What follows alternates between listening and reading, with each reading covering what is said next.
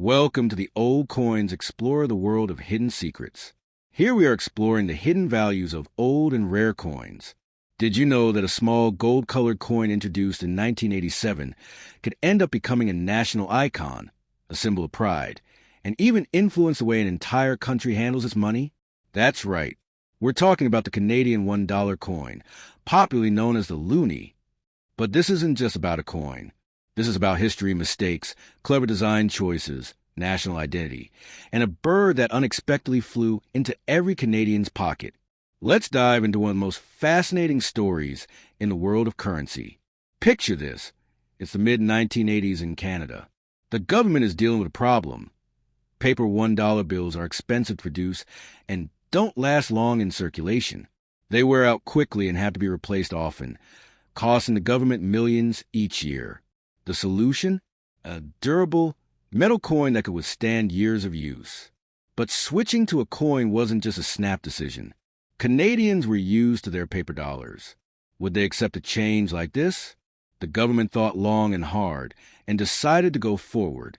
They commissioned the Royal Canadian Mint to create a new $1 coin.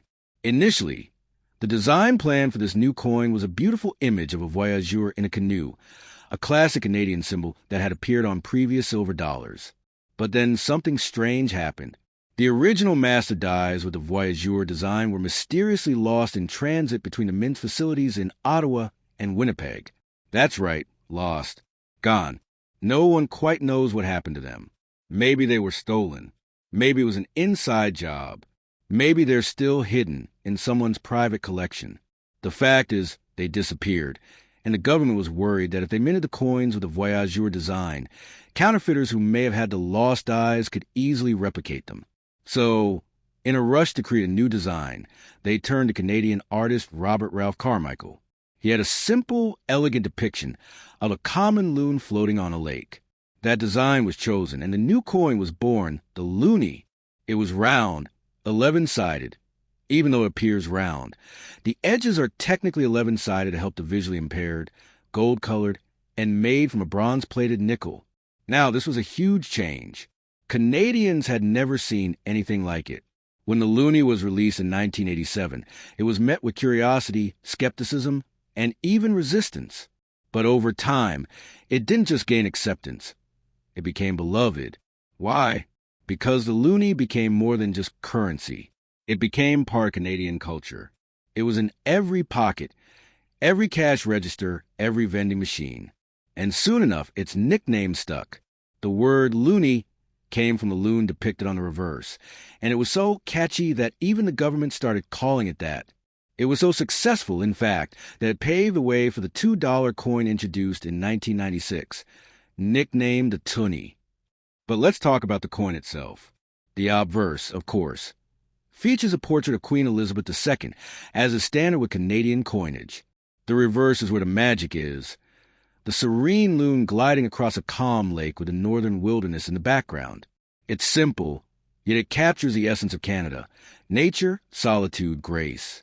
This coin not only saved money and production costs, it lasted much longer in circulation than paper bills. A single coin could be used for decades, compared to only a year or two for a paper bill. The financial benefits were enormous. And let's not forget its role in sports and national pride. In 2002, during the Salt Lake City Winter Olympics, a Looney was buried under the ice at the center of the hockey rink by a Canadian ice technician. Many credit that Looney with helping Canada's men's and women's hockey teams win gold medals that year. It became a good luck charm and further cemented the coin's place in Canadian lore.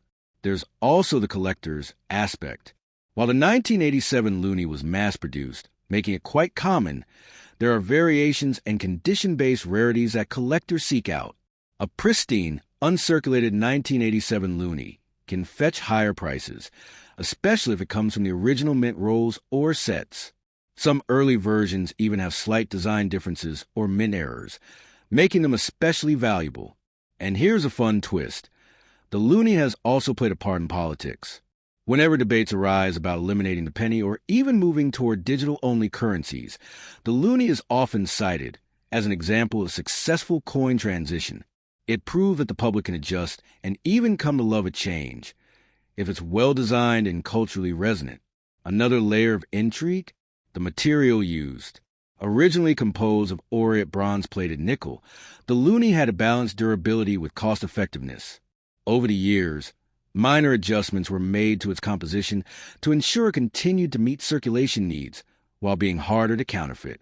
The Looney's design has also seen some limited edition changes over the years to commemorate special events, anniversaries, or figures in Canadian history. These versions are prized by collectors and casual fans alike. From honoring Terry Fox to celebrating Canada's 150th birthday, the Looney has told countless stories through its designs. And then there's the economic aspect. The introduction of the Looney also influenced monetary habits. People began using coins more for everyday purchases. It changed the way Canadians interacted with money, and even how they stored it. Coin jars became a common household item, and counting your loonies and toonies became a mini ritual. What's also fascinating is how the Looney reflects Canadian identity on a global stage. Tourists love taking them home as souvenirs. Foreign exchange collectors find them unique due to their shape and design. It's more than a coin, it's a piece of national branding. The Looney also marked a step toward modernization in Canada's currency system. Its introduction was followed by improved minting technology, better anti-counterfeit measures, and a renewed focus on national imagery in everyday items. Even today, decades later,